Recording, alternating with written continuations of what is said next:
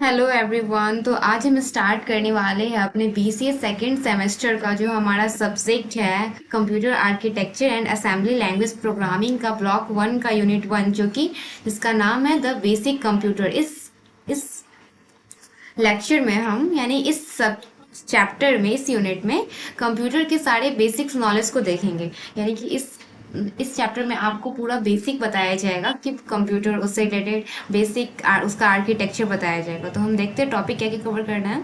Introduction है, जो कि कंप्यूटर के बारे में इंट्रोडक्शन दिया जाएगा। ऑब्जेक्टिव की इस चैप्टर को पढ़ने के बाद आपका क्या क्या नॉलेज क्लियर होगा। उसके बाद नेक्स्ट टॉपिक है हमारा वॉन न्यूमन आर्किटेक्चर। फिर है इंस्ट्रक्शन एग्जीक्यूशन, एग्जाम्पल के साथ हम देखेंगे। ओके, नेक्स्ट है हमारा इंस्ट्रक्शन साइकिल। फिर है हमारा इंटरप्ट एंड इंस्ट्रक्शन साइकिल। उसके बाद है कंप्यूटर देन एंड नाउ। ये सबसे बड़ा टॉपिक है आई थिंक इस यूनिट का, क्योंकि कंप्यूटर देन और नाउ, कंप्यूटर उस टाइम का कंप्यूटर, यानी कि जब कंप्यूटर ओरिजिन हुआ था 1950 के अप्रॉक्स, उस टाइम का कंप्यूटर और जो प्रेजेंट डे हम कंप्यूटर यूज़ कर रहे हैं अभी के कंप्यूटर में, आपको डिफरेंस बताया जाएगा। और उस टाइम से लेके अभी तक कितने जनरेशन आए हैं उसके बारे में आपको क्लियर किया जाएगा। ओके, तो वही उसका beginning, first generation, second generation, third generation और लेटर यानी कि प्रेजेंट डे जनरेशन के बारे में।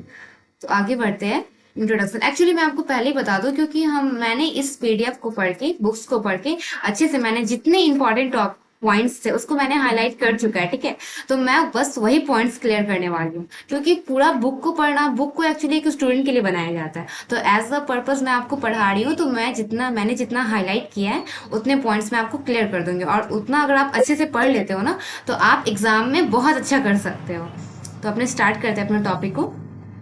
देखो, इंट्रोडक्शन में आपको यही बताया गया है कि कंप्यूटर हमारे present day, modern day world में कंप्यूटर हमारे लाइफ में कितना इंपॉर्टेंट रोल प्ले करता है। देखो यहाँ लिखा हुआ भी, the use of information technology is well recognise. यानी कि आईटी टेक्नोलॉजी जितने मॉडर्नाइजेशन हो रहा है, डिजिटलाइजेशन हो रही है, हम एक दूसरे से, हम घर बैठे पूरे होल वर्ल्ड से कनेक्ट हो पा रहे हैं जस्ट बिकॉज ऑफ टेक्नोलॉजी और just because of computer.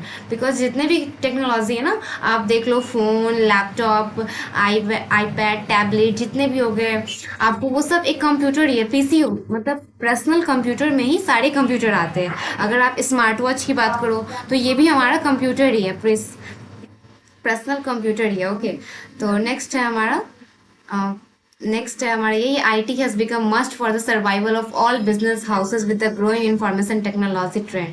IT जो इंफॉर्मेशन टेक्नोलॉजी बहुत मस्ट हो गया, बहुत इंपॉर्टेंट हो गया है बिजनेस हाउसेज, यानी कि जितने भी कुछ वर्क होते हैं फ्रॉम पर्सनल वर्क, उससे आगे बढ़ने के लिए कंप्यूटर का बहुत इंपॉर्टेंट रोल प्ले है। ठीक है, कंप्यूटर बहुत इंपॉर्टेंट हो गया सर्वाइवल के लिए। उसके बाद computer is main component of information technology network. Information IT network में हमारा कंप्यूटर सबसे बड़ा रोल प्ले करता है, क्योंकि एक नेटवर्क बनाने के लिए हमें कनेक्ट करना होता है। जैसे आप यहाँ हो, मैं यहाँ हूँ, और कोई एक अलग अदर पर्सन है वो यहाँ है। अगर आप हो आउट ऑफ इंडिया, फॉरेन में, मैं हूँ इंडिया में, और ये है नेपाल में। ठीक है, तो अगर हम तीनों को कनेक्ट करना है without face to face meeting, अगर हम, मुझे, आपको और एक अदर पर्सन को कनेक्ट होना है, तो हमें एक ऐसे डिवाइस की ज़रूरत है, मोड ऑफ कम्युनिकेशन की ज़रूरत है जो हम तीनों को कनेक्ट कर सके। ओके, तो इसके बीच में ये कौन कर सकता है बताओ। ये जो कनेक्शन है, ये मतलब हमारा और आपका, ये कनेक्शन दूर जो बैठे हो उसका कनेक्शन कौन कर सकता है? कंप्यूटर ही कर सकता है ना। आप फोन की बात करो, मोबाइल फोन भी कंप्यूटर है, तो मोबाइल के थ्रू अगर हम कनेक्ट होते हैं, अगर हम मीटिंग करते हैं, तो वो भी एक फोन पे ही होता है, या एक लैपटॉप पे ही होता है, या फिर एक कंप्यूटर पे ही होता है एक नेटवर्क की वजह से, एक वाईफाई, एक लैन और एक नेटवर्क की वजह से हम कनेक्ट हो पाते हैं। तो वो सब क्या है? कंप्यूटर का ही तो पार्ट है ना। ये कंप्यूटर से हम लोग कनेक्ट हो पा रहे हैं।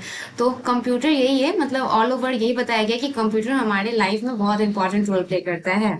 ओके, मॉडर्न डे वर्ल्ड में अगर आपके पास कंप्यूटर का नॉलेज नहीं रहेगा, तो आप जस्ट जस्ट लाइक आप एक बस आदमी हो। उसके बाद आपको कुछ, मतलब आपको नॉलेज नहीं मिल पाएगा कि मेरे सामने जो हो रहा है वो क्या हो रहा है, या वहाँ हो रहा है, ये हो रहा है, वो हो रहा है, आपको कुछ भी समझ नहीं आ पाएगा जब तक आप कंप्यूटर से कनेक्ट नहीं हो पाओगे। ओके, तो ऑब्जेक्टिव देखते हो। ऑब्जेक्टिव में हम इस यूनिट को पढ़ने के बाद हम क्या क्या चीज़ हमें पता रहेगा, पता हो जाएगा। हम जान पाएंगे, किस चीज़ का नॉलेज होगा। Define the logical structure of computer, computer का लॉजिकल स्ट्रक्चर। उसके बाद define the instruction cycle, instruction जो होते हैं कंप्यूटर में एग्जीक्यूट होते हैं उसको भी हम डिफाइन कर पाएंगे। Define the concept of interrupt, interrupt क्या होते हैं ना वो मैं आगे आपको डिटेल्स में बताऊंगी, लेकिन अभी फिलहाल बता रही हूँ। इंटरप्ट जो होते हैं वो जैसे एक क्लास चल रहा है, बहुत सारे स्टूडेंट्स बैठे हैं, ठीक है, और टीचर जो है वो लेक्चर अटेंड कर रहे हैं, तो टीचर लेक्चर अटेंड कर रहे हैं और टीचर एक पॉइंट को क्लियर कर रहा है, और उसी पॉइंट को अगर बच्चे को समझ नहीं आया तो एक बच्चा हैंड राइज करता है और क्वेश्चन पूछता है, तो उस टीचर को सबसे पहले उसके पॉइंट को क्लियर करना पड़ेगा, तभी आगे बढ़ना पड़ेगा। तो ये जो बच्चे ने क्वेश्चन पूछा है, ये जो स्टूडेंट ने क्वेश्चन पूछा है, वो टीचर के लिए इंटरप्ट हो गया। टीचर पहले अपना लेक्चर कर रहे थे, ठीक है, वो अपने टॉपिक को डिस्क्राइब कर रहे थे, लेकिन जैसे ही बच्चे ने क्वेश्चन पूछा तो टीचर को पहले इसका आंसर करना पड़ेगा, उसके बाद आगे बढ़ना पड़ेगा। ऑफ कोर्स यही होता है ना क्लास में, जब कोई टीचर टॉपिक पढ़ा रहे होते हैं तो हमें जो डाउट होते हैं हम उनसे पूछते हैं, और पहले वो हमारा डाउट क्लियर करते हैं, तभी तो नेक्स्ट टॉपिक पे बढ़ेंगे ना। तो यही होता है कि एक प्रोग्राम एग्जीक्यूट हो रहा है, यानी कि एक प्रोग्राम रन कर रहा है प्रोसेसर में, और किसी जैसे मैंने माउस क्लिक कर दिया या फिर मैंने कीबोर्ड पे कोई बटन प्रेस कर दिया, तो ये पहले सीपीयू को इसको देखना पड़ेगा, इसका पहले रन करना पड़ेगा, अपने प्रोग्राम को स्टॉप करके, रोक के, और उसे स्टोर करके, और फिर हमारे जो मैंने जो इंटरप्ट दिया, मैंने जो इनपुट दिया उस टाइम, तो वो इसके लिए एक डिस्टर्बेंस हो गया, इंटरप्ट हो गया, तो पहले इस काम को वो करेगा और फिर वो जाके अपने प्रोग्राम को फिर से रन करेगा। ठीक है, तो यही होता है interrupt. Discuss the basic feature of computer, फिर कंप्यूटर के बेसिक फीचर को जानेंगे, उसके फंक्शन को जानेंगे। उसके बाद define the various component of modern computer and their uses. उसके बाद हम मॉडर्न कंप्यूटर को और उसके यूजेस को, क्या क्या यूज है कंप्यूटर का, उसके बारे में हम जानेंगे आज। तो अपने लेक्चर को, अपने टॉपिक को स्टार्ट करते हैं। Okay, von Neumann architecture. Von Neumann architecture क्या होता है ना, जैसे मैंने आपको पहले बताई, ये वॉन न्यूमन आर्किटेक्चर बहुत इंपॉर्टेंट टॉपिक है, ठीक है, आप इसको डबल स्टार मार्क कर लो, क्योंकि ये एग्जाम के परस्पेक्टिव से बहुत इंपॉर्टेंट है। इसमें आपको हर साल जितने भी पेपर होते हैं ना, फर्स्ट सेमेस्टर मतलब सेमेस्टर वाइज, यानी हर ईयर साढ़े साल तक, हर ईयर में आपको ये टॉपिक आता ही आता है, वॉन न्यूमन आर्किटेक्चर आता ही है। ठीक है, आपको कभी आपको हल्का क्वेश्चन पूछेगा कि आप बस डिफाइन करो, कभी आपको बोलेगा कि आप इसको अच्छे से डायग्राम के साथ बना के एक्सप्लेन करो। तो ये जो टॉपिक है ना, ये आपको हर बार एग्जाम में आने वाला है, तो ये टॉपिक बेटर होगा कि आप अच्छे से समझो, क्योंकि मॉडर्न डे का जितना भी कंप्यूटर है ना, वो आपको इसी आर्किटेक्चर पे बेसिस है, तो ये बहुत इंपॉर्टेंट मायने रखता है हमारे लिए। ठीक है, क्योंकि हम कंप्यूटर के बारे में ही तो पढ़ रहे हैं, तो उसके स्ट्रक्चर को जब तक नहीं जानेंगे तो फिर आगे कैसे समझेंगे कि कैसे प्रोग्राम होता है, कैसे प्रोग्राम एग्जीक्यूट करता है। तो वॉन न्यूमन आर्किटेक्चर के बारे में बताते हैं। देखो, मैं एक डायग्राम ड्रॉ करती हूँ आर्किटेक्चर का, वॉन न्यूमन का। वॉन न्यूमन जो था ना, वो जेवीएन जॉन वॉन न्यूमन के द्वारा दिया गया था। देखो, इसमें क्या होता है, एक सीपीयू होता है, ठीक है, एक मेन मेमोरी होता है, एक मेन मेमोरी होता है, ओके, और एक होता है हमारा input output devices, IO devices होता है। देखो, और सीपीयू के अंदर क्या होता है ना, सीपीयू के अंदर एक हमारे पास सीयू होता है और एएलयू होता है। ये हो गया सीयू और ये हो गया एएलयू, और ये एक हमारे पास होता है एक्यूमुलेटर। एक्यूमुलेटर कह लो आप इसको रजिस्टर कह लो, ये आपको मैं डोनेट कर दे रही हूँ, रजिस्टर या फिर एक्यूमुलेटर, आप कुछ भी कह सकते हो। ठीक है, एक्यूमुलेटर भी एक रजिस्टर का ही टाइप है। रजिस्टर क्या होता है ना, मतलब मेमोरी ही होता है, ये भी एक टाइप का। तो ये क्या होता है कि टेम्प्रोरी पर्पज से स्टोर करने के लिए रजिस्टर का बनाया जाता है, ये हमें सीपीयू में दिया जाता है। रजिस्टर सबसे फास्टेस्ट मेमोरी होता है। ओके, तो मैं बताती हूँ। देखो, जैसे कि इनपुट आउटपुट डिवाइस है, इनपुट डिवाइस क्या होते हैं, जैसे हमने कभी इनपुट दिया कंप्यूटर को, मैंने लिखा प्ले अ सॉन्ग, तो मैंने किस चीज़ के थ्रू लिखा, एक कीबोर्ड के थ्रू लिखा ना, मैंने कीबोर्ड पे लिखा, मैंने कीबोर्ड का बटन प्रेस किया और लिखाया, कंप्यूटर स्क्रीन पे लिखाया प्ले अ सॉन्ग। तो मैंने कीबोर्ड में प्रेस किया, तो कीबोर्ड क्या हुआ, कीबोर्ड हमारे लिए इनपुट हुआ ना, क्योंकि हम कीबोर्ड प्रेस कर रहे हैं और उस कीबोर्ड के थ्रू कंप्यूटर में वो डेटा जा रहा है। तो ये हो गया, कीबोर्ड हमारा हो गया इनपुट डिवाइस हो गया, तो इनपुट डिवाइस हो गया। और देखो, आउटपुट डिवाइस क्या होता है कि मैंने लिखा, मैंने यहाँ पे प्रेस किया, ओके, उसके बाद कंप्यूटर में रन हुआ और फिर हमारे मॉनिटर पे वो शो कर रहा है कि आपने सर्च इंजन में सर्च किया है प्ले अ सॉन्ग। क्योंकि मैंने लिखा ना यहाँ पे कंप्यूटर पे, मैंने कीबोर्ड पे प्रेस किया बटन और वो जाके कंप्यूटर स्क्रीन पे हमें शो भी कर रहा है। तो स्क्रीन शो कर रहा है, हमें दे रहा है आउटपुट, क्योंकि हमने प्रेस किया और वो हमें दिखा रहा है कि हमने क्या प्रेस किया। तो ये हमारा हो गया आउटपुट डिवाइस हो गया। तो यही होता है, इनपुट आउटपुट डिवाइस होता है। देखो वॉन न्यूमन आर्किटेक्चर में ना तीन ही चीज होता है। एक होता है हमारे पास मेन मेमोरी, एक होता है हमारे पास सीपीयू, और एक होता है हमारे पास आईओ डिवाइसेस। सीपीयू में हमारे पास सीयू होता है, एएलयू होता है और रजिस्टर्ड होते हैं, ठीक है। तो देखो सबसे पहले क्या होता है, हमने इनपुट दिया, यूजर ने इनपुट दिया, ये जाएगा आपको सीपीयू में। सीपीयू में जाके आपको रजिस्टर में पहले टेम्पोररी पर्पज से इनपुट डेटा स्टोर होगा। उसके बाद ये जाएगा सीयू में। सीयू में जाके वो सीयू ही आपको ये डिसाइड करता है कि एएलयू में अरिथमेटिक यूनिट है या फिर ये लॉजिकल यूनिट है। तो उसके बाद सीयू से जाएगा और एएलयू में जाएगा। एएलयू में आपको प्रोसेस होगा, प्रोसेस होने के बाद आपको मेन मेमोरी में जाके स्टोर होगा। स्टोर होने के बाद फिर से ये आएगा सीपीयू में, और सीपीयू में आने के बाद हमारे आउटपुट डिवाइस के थ्रू हमें ये रिजल्ट दे देगा, ठीक है। तो यही होता है हमारा जॉन वॉन न्यूमन्स आर्किटेक्चर। ये जॉन वॉन न्यूमन के द्वारा दिया गया, और इस आर्किटेक्चर को हम वॉन न्यूमन्स आर्किटेक्चर कहते हैं। तो आगे बढ़ते हैं हम। What is the basic function perform by a computer. Computer के द्वारा क्या क्या बेसिक फंक्शन होते हैं, यानी कि कौन कौन सा फंक्शन है जो कंप्यूटर करता है, ठीक है। सबसे बेसिक फंक्शन क्या है, सबसे बेसिक फंक्शन है the basic function perform by a computer is the execution of program. यानी कि कंप्यूटर का जो सबसे बेसिक फंक्शन है ना, जिसके लिए कंप्यूटर को बनाया ही गया था, वो है प्रोग्राम का एग्जीक्यूशन करना। क्योंकि हमने कुछ इनपुट दिया तो वो भी तो एक प्रोग्राम है ना कंप्यूटर के लिए, तो उसको एग्जीक्यूट करना ही कंप्यूटर का सबसे मेन फंक्शन है। तो इसमें देखो कंप्यूटर क्या होता है, कंप्यूटर में आपको क, देखो अभी मैं बताती हूँ।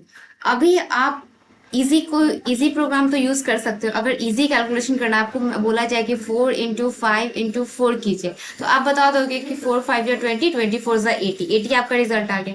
लेकिन वही आपको अगर टफ कैलकुलेशन दे दिया जाए, 4 0 5 0 5 8 9 0 इंटू 4 5 4 6 5046, अब इसको आप मल्टीप्लाई करके बताओ तो ये भी आप बता दोगे। उसके बाद जो रिजल्ट आएगा आप उसको डिवाइड करना, ठीक है। उसको डिवाइड करना आप 52 से। उसके बाद जो रिजल्ट आएगा उसमें आप प्लस करना। बहुत सारा ऐसे अगर दे दिया जाए कैलकुलेशन, तो आपके लिए करना टफ तो होगा ही, बिल्कुल टफ होगा, क्योंकि इसमें आपको ज़्यादा टाइम लग रहा है ना। तो ये बड़ा कैलकुलेशन है, तो इसको सेकंड्स में सॉल्व करने के लिए कंप्यूटर बनाया गया था। कंप्यूटर का मेन पर्पस क्या था, हार्ड टफ कैलकुलेशंस को करना, सॉल्व करना, ठीक है। इसका मेन पर्पस यही था।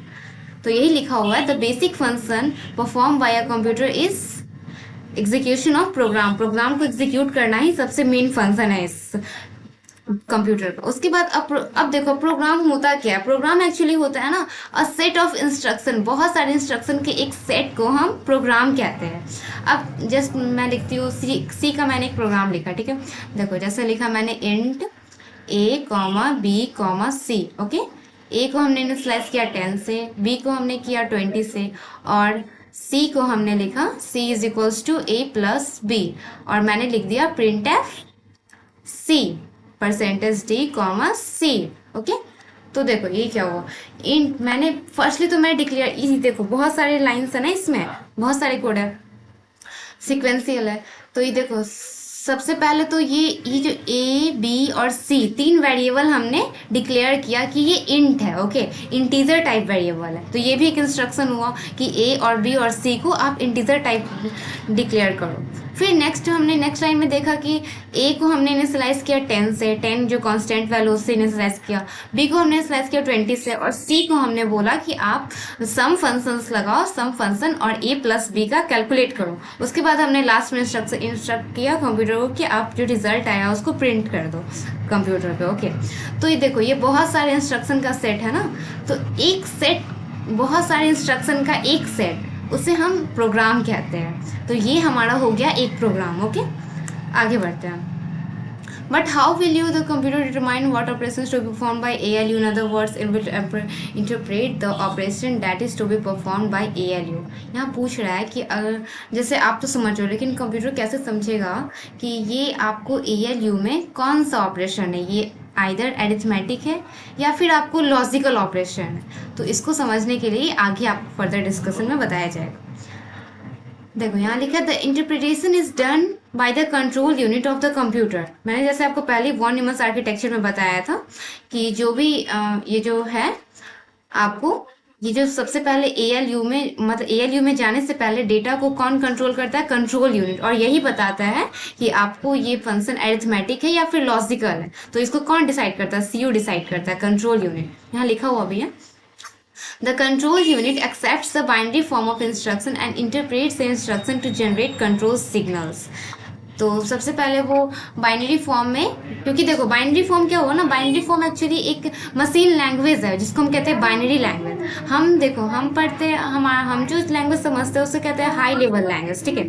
और जो कंप्यूटर जो लैंग्वेज समझती है उसे कहते हैं लो लेवल और मशीन लैंग्वेज कहते हैं, ठीक है। तो हमारे अल्फ़ाबेटिक लैंग्वेज को कंप्यूटर नहीं समझता, वो कंप्यूटर बस एक ही लैंग्वेज समझता है जो कि है बाइनरी लैंग्वेज, ओके। तो वो उसी पे फंक्शन करता है, काम करता है। अब आप बोलोगे कि आप लिख रहे हो इंग्लिश में और वो कंप्यूटर समझ के उसका आंसर भी कर रहा है, तो ऐसा नहीं है। एक्चुअली हम कंपाइलर के थ्रू, कंपाइलर हमारे कंप्यूटर में होता है जो कि उस हमारे लैंग्वेज, हमारे हाई लेवल लैंग्वेज को, हमारे अल्फ़ाबेटिक, हमारे न्यूमेरिकल, हमारे लॉजिकल लैंग्वेज को, बहुत सारे होते हैं ना इंटीजर टाइप, तो हमारे हाई लेवल लैंग्वेज को कंप्यूटर लैंग्वेज में चेंज करता है, उससे कंपाइलर कहता है। वो भी आप आगे पढ़ोगे। और आपने फर्स्ट सेमेस्टर भी तो पढ़ा ही होगा कि कंपाइलर क्या होता है, इंटरप्रेटर क्या होता है। तो वो सब सी लैंग्वेज का पार्ट है, उसमें हम सी में डिस्कस करेंगे, ओके। फिलहाल मैं यहाँ बता रही हूँ। देखो यहाँ पे क्या है, the interpretation, the control unit perform, control unit generate control signal. Control जैसे ही डेटा जाता है ना, डेटा जाता है जब कंप्यूटर में, प्रोसेसर में, तो उसके बाद कंट्रोल यूनिट एक कंट्रोल सिग्नल जनरेट करता है। वो जो सिग्नल है वो डायरेक्ट करता है, वो डिसाइड करता है एएलयू में to perform, to specify arithmetic और logical function on the data. ये मैं आपको पहले बता चुकी हूँ, वही बात है कि कंट्रोल यूनिट पहले डिसाइड करता है कि जो मैंने इनपुट दिया, जैसे मैंने लिखा ना ए प्लस बी, और ए क्या था? इंटीजर था। और प्लस ऑपरेटर क्या है? ये अरिथमेटिक है ना। और वही मैं लिखती कि ए एंड बी, अगर मैं इफ कंडीशंस लगा के ऐसे लिखूं तो ये एंड क्या है? एंड ऑपरेटर हमारा लॉजिकल ऑपरेटर है। तो और ये हमारा अरिथमेटिक है, ये हमारा लॉजिकल है। तो ये कौन डिसाइड करता है कि डेटा को आइदर अरिथमेटिक में सेंड करना है या फिर आपको लॉजिकल में सेंड करना है, लॉजिकल यूनिट में। तो ये हमारा कंट्रोल यूनिट डिसाइड करता है, ओके। देखो, the unit that interprets a code machine instruction to generate respective control signal is termed as control unit. Control unit क्या होता है कि जो मशीन इंटरप्रेट करता है मशीन इंस्ट्रक्शन को और जनरेट करता है कंट्रोल सिग्नल्स। वही ऊपर जो लिखा हुआ है ना, वही सेम चीज लिखा हुआ है। आपको इतनी इजी लैंग्वेज में पढ़ाया जाएगा ना कि आप बहुत अच्छे से क्लियर कर सकते हो, ठीक है। तो वही बात है कि आप कंट्रोल यूनिट क्या होता है, जो कि कंट्रोल, सबसे पहले डेटा जब आती है प्रोसेसर्स में, प्रोसेसर में जब डेटा आता है तो control unit control signal generate करके पता करता है कि वो अरिथमेटिक यूनिट का डेटा है या फिर लॉजिकल यूनिट का ऑपरेशन है, और उसके अकॉर्डिंग वो सेंड कर देता है एएलयू को, ठीक है। उसके बाद वही है, the program now consist of a sequence code, each code is in fact instruction for the computer. हर एक कोड जो होता है ना, एक प्रोग्राम जो होता है ना, बहुत सारे कोड से मिलकर बना होता है, सीक्वेंस होता है। जैसे मैंने यहाँ लिखा ना, मैंने यहाँ कोड लिखा था ए प्लस बी, फिर इंट ए बी सी, ये सब मैंने लिखा ना, इसको एक कोड कहते हैं। और बहुत सारे कोड से मिलके प्रोग्राम बना होता है। तो instruction, the hardware interprets each of this instruction and generates respective control signal such as the desired operation is performed on the data. वही है कि पहले कंट्रोल सिग्नल जनरेट होगा, उसके बाद ऑपरेशन परफॉर्म होगा एएलयू में। The arithmetic and logical unit and control unit together are termed as central processing unit। यानी CPU का ही पार्ट है ना, CPU के अंदर ही आपको यहाँ पे CU होते हैं और ALU होते हैं, CU और ALU, ठीक है। तो ये हमारा CPU का ही पार्ट है, दोनों को मिला के हम CPU कहते हैं। The CPU is the most important component of a computers hardware. CPU जो है ना सबसे मोस्ट इंपॉर्टेंट, जैसे हमारे बॉडी में सबसे इंपॉर्टेंट क्या है? ब्रेन है, क्योंकि वही हमारे सारे फंक्शन को करता है ना हैंडल। अगर हमें कुछ, अगर सपोज हमें चोट लगती है तो सिग्नल कौन भेजता है? ब्रेन भेजता है ना, कि आपको, ब्रेन ही हमारा कंप्यूटर है। तो वही कंप्यूटर का जो ब्रेन होता है वो सीपीयू होता है। जैसे ह्यूमन बॉडी का ब्रेन है, सबसे most important part of the होता है, तो वही कंप्यूटर का जो ब्रेन है वो सीपीयू होता है। सीपीयू सबसे मोस्ट इंपॉर्टेंट हार्डवेयर में आता है। All these arithmetic and logical operations are performed in the CPU in a special storage area called register. देखो क्या लिखा है, all this arithmetic and logical operation performed in the CPU. जितना भी CPU में होता है ना, सीपीयू में जितना भी काम होते हैं वो सब स्पेशल स्टोरेज, मतलब सब स्टोरेज, मैंने आपको बताया था ना कि वो रजिस्टर होते हैं, उसमें एक रजिस्टर होते हैं, मैंने आपको जेबीएन में बताया था कि यहाँ पे एक रजिस्टर होते हैं जिसमें जाके वो स्टोरेज एरिया होता है, उसमें ही जाके स्टोर होता है, ठीक है, उसमें ही जाके सारा फंक्शन परफॉर्म होता है। The size of the register is one of the important consideration in determining the processing capabilities of CPU.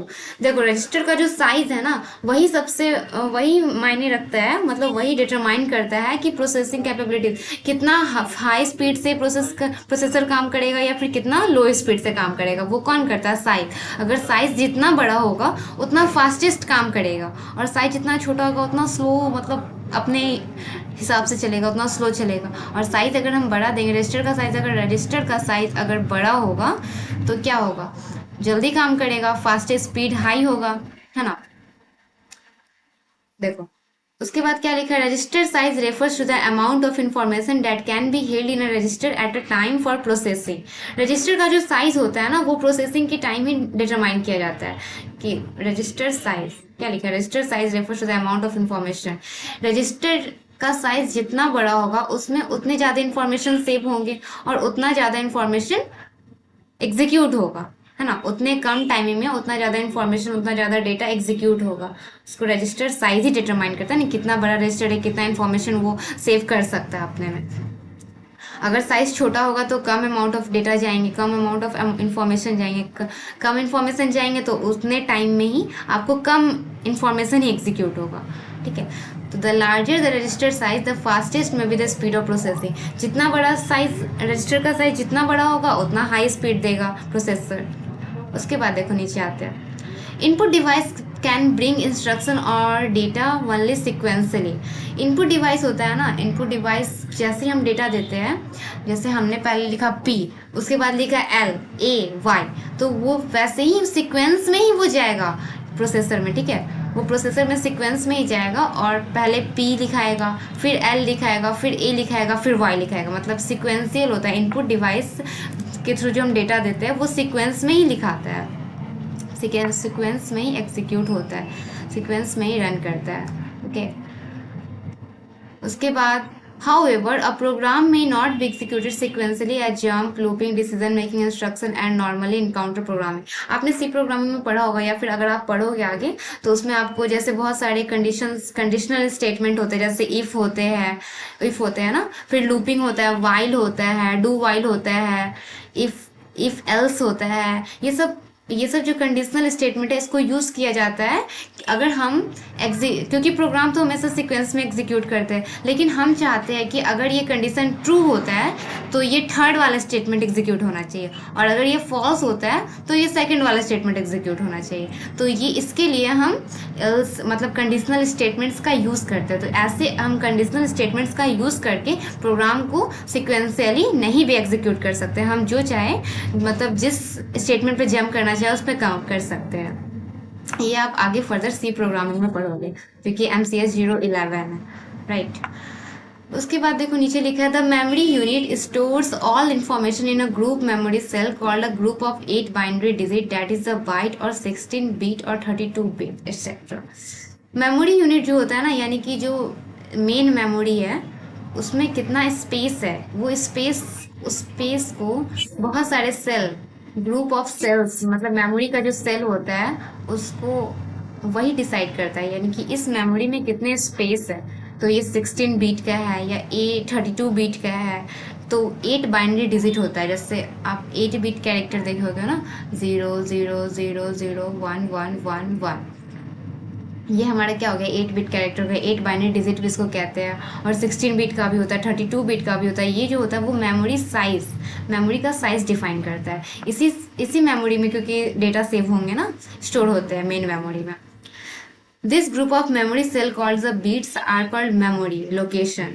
इस हर एक मतलब जितने भी इसमें 8 है ना, जैसे सपोज मैं बनाती हूँ फिर से, इसमें 8 है, 1 2 3 4 5 6 7 8, मतलब हर एक बीट को हर एक सेल को हम बीट कहते हैं, और इसी बीट में, और हर एक बीट को हम मेमोरी लोकेशन कहते हैं उसी, क्योंकि हम जो डेटा देंगे वही इस स्पेस, यही इस लोकेशन पे जाके सेव हो, तो उसे हम मेमोरी लोकेशन कहते हैं। ठीक है। तो ये केबी में भी होता है, सबसे स्मॉलेस्ट यूनिट इसका केबी होता है। उसके बाद एमबी होता है, फिर जीबी होता है, जैसे जैसे आप आगे बढ़ोगे वो सब, फिर टीबी होता है, टेराबाइट, गीगाबाइट, मेगाबाइट। तो जैसे सबसे पहले सबसे स्मॉलेस्ट यूनिट केबी हो गया, किलोबाइट। उसके बाद आप ऊपर जाओगे तो मेगाबाइट हो गया, गीगाबाइट हो गया, टेराबाइट हो गया। 1 kilobyte stand for 2 to the power 10 bytes, यानी कि एक बाइट में कितने, एक बाइट में कितना होता है, 1 केबी। 1 केबी में कितना होता है, 1024 बाइट होता है। 1 किलो बाइट में 1024 बाइट होता है। ओके।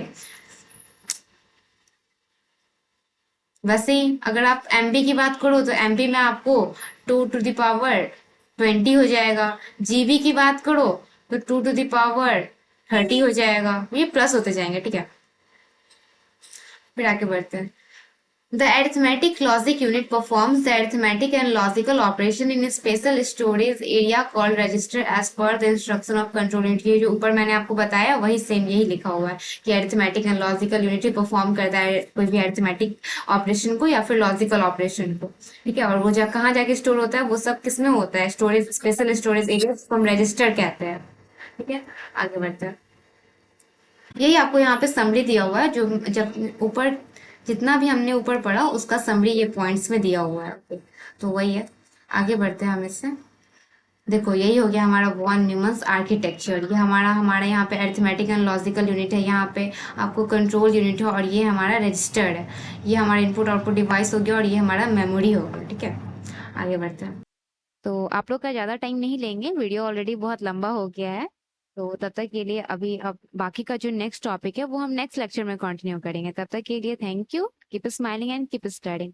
अगर आपको वीडियो पसंद आई होगी तो लाइक, शेयर और सब्सक्राइब करना ना भूलें। और आपके जितने भी डाउट्स हैं आप उसको कमेंट सेक्शन में जरूर इंक्लूड करें, ताकि हम आपके डाउट्स को सॉल्व करके बहुत अच्छे से वीडियो बना सकें।